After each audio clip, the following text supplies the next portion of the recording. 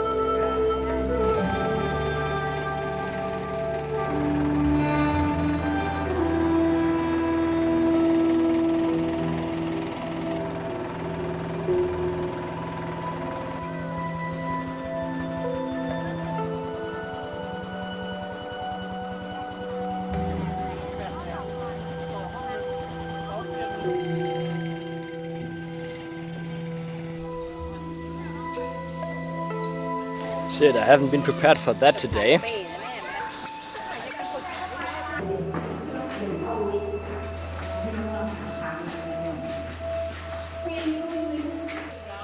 Pretty cold in the cave. Was refreshing at least. Just arrived in Vang Vieng here, so you can see the view out of a window. It's awesome. There's a river here. Unfortunately, it is dry season, what means that everything is pretty dry, obviously. It's not that green. I think if you go in other months where it's a bit wetter, it looks a lot better. But still, like, flying near water too here with those water buffaloes and the nice backdrop there. It's fantastic. Definitely a place you should go if you're in Southeast Asia. I also just tested Sunstars with this lens. I must say it's pretty similar to the 20mm 2.8 from Viltrox for Sony. They're pretty nice, the Sunstars, if you keep them small. Like, if you have the sun directly shining into the lens so the Sunstars get big, they get a bit soft towards the edges. It's not that nice, but as long as you keep them small, they're really nice and sharp. So Sunstars are definitely not perfect from this lens. I have seen better in the past, but it's certainly not bad. Like, they are totally usable. They look good overall.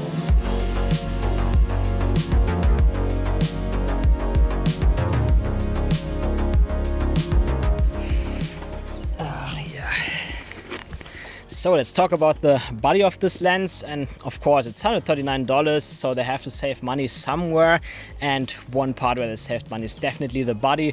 Overall feels pretty much the same as the 20mm f2.8 for Sony that I recently reviewed, so the body is completely made out of plastic except for the mount that has to be metal for autofocus and EXIF data.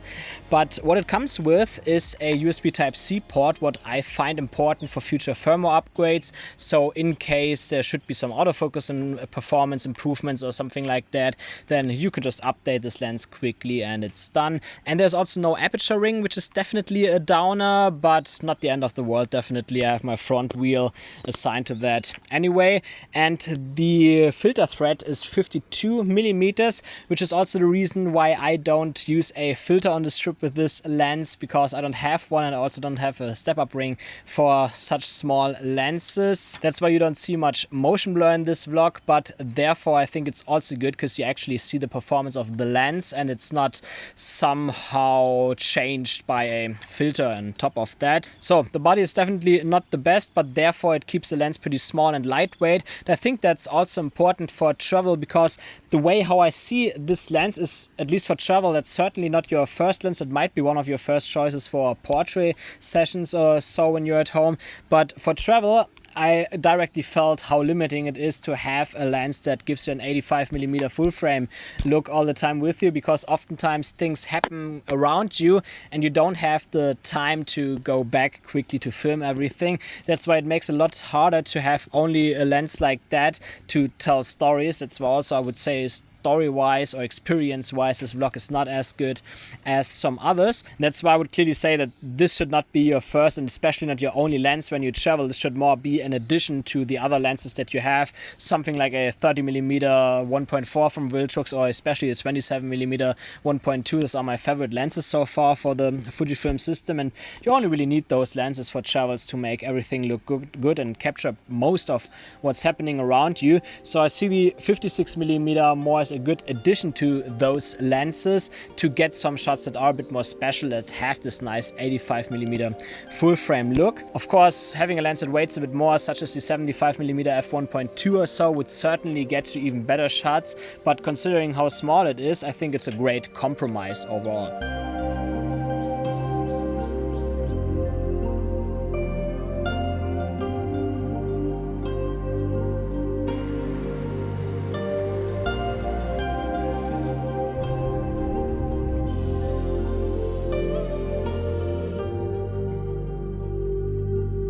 Let's also talk about the quality of this lens, and honestly I'm quite surprised considering the price. I mean, I didn't test it in the lab, I didn't really compare it to other lenses directly, but I got some test shots where I could see the sharpness a bit better, and I was quite surprised. Like, it looks pretty sharp to me, at least with a 26 megapixel sensor of the XS20, and not only in the middle but also at the edges. Maybe it's a tiny bit less sharp towards the edges, but the difference is so minor that it's barely noticeable, and that's pretty good performance considering that the 20mm 2.8, which is overall a very similar lens when it comes to the body and the pricing, etc., that I reviewed a few weeks ago, there was actually a pretty strong difference between center sharpness and corner sharpness, but on the 56mm I can barely see any difference at all. So that's really good performance here. Also, when we're looking at the bokeh, it looks really nice, quite soft actually, really nice looking image overall. And also regarding chromatic aberrations, I cannot really notice any, at least in the shots that I got with this lens. So from what I saw here under real life conditions, I don't notice anything. You can see it here in the trees, for example.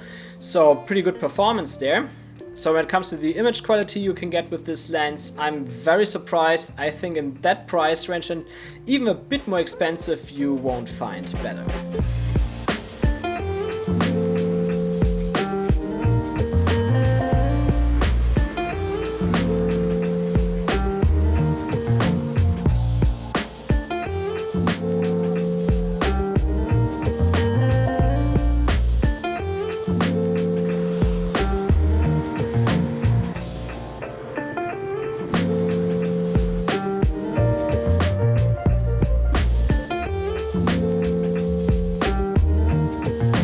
Good morning guys, let's talk about autofocus with this lens, and what I tested there is at first focus stepping, focus breathing, and then also general real life autofocus performance.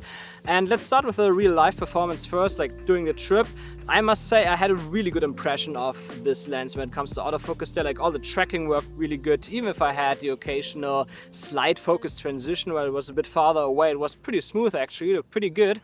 But when I tested a bit more artificially here now for focus stepping, I must say that pretty much like it is with every lens on the Fujifilm system, you also get focus stepping with this one. So it's no exception there. I think the reason why I didn't get it much while I was actually shooting during the trip was that I didn't completely focus in and out, but instead I focused already a few meters away and then it focused even farther away or so, and there you don't really notice that. Aside from that, when it comes to focus breathing, I must say this lens performs really good. There is a little bit of focus breathing, as you can see in the shot here, but it's very, very minor, so it's really good performance in that regards. I guess it's probably a bit easier to get less focus breathing on an 85mm equivalent lens as it is on wider lenses such as the 20mm or so. Again, so when it comes to autofocusing on this lens, I don't have any major complaints. It's actually pretty good performance. So let's wrap this video up. I think overall it's a great lens. I don't have much negative to say about it. What I do think is that maybe if you're completely into portrait photography and you really want to get the best quality, the best bokeh, etc., then maybe you would go for a Fuji 56mm F1.2 lens or something like that, because obviously you have F1.2, it just looks even smoother in the background, and who knows, I never used this lens by myself, so maybe it performs even better optically. Probably yes. I mean, there's a price difference, so there's probably also an optical difference as well. But I do think that if you use it as an everyday lens or a travel lens or something like that, then I don't really see any reason why you would not get this lens, because obviously it's so affordable that you really don't lose much, even if you shouldn't like it, what I don't think, because you saw the shots here, it looks all good. And also again, weight, it actually matters a lot to me, because I don't want to have a heavy bag when I travel, and having a lens of this focal length with me that weighs that low is actually very good. So if you're looking into this lens right now and you're not sure if you should get it or not, just have a look at the shots that you saw in this video, if you like them or not, probably from other creators as well. If you like these shots, just get this lens, because you can get the same. Of course, it depends on your skills, but it's definitely not the lens in your way then. So that's it for the lens. It's time to go back to Thailand now. It is 6:45 a.m. around, and you can probably see that I'm already quite sweaty. It's actually one of the reasons why I haven't seen as much of Laos right now during this trip as I wanted to. I wanted to visit those waterfalls and stuff, but at first the trip was a lot shorter than I expected, because it was more like a family trip than actual travel. And now being back in Vientiane, we noticed how hot that is. This is why I recorded this part of the video so early now. Not even for a good looking light or something like that, just because it's just way too hot over the day. I think it's like 42 degrees or something like that. So yeah, haven't seen that much of Laos this time. Usually just go here to get visas for Thailand, and then I have to stay in Vientiane here. There was traffic coming. And that makes it a bit harder to travel, but it's a beautiful country. Like what I've seen so far here is really nice. Probably not in this season. You should go here when it's a bit greener, not during dry season in April.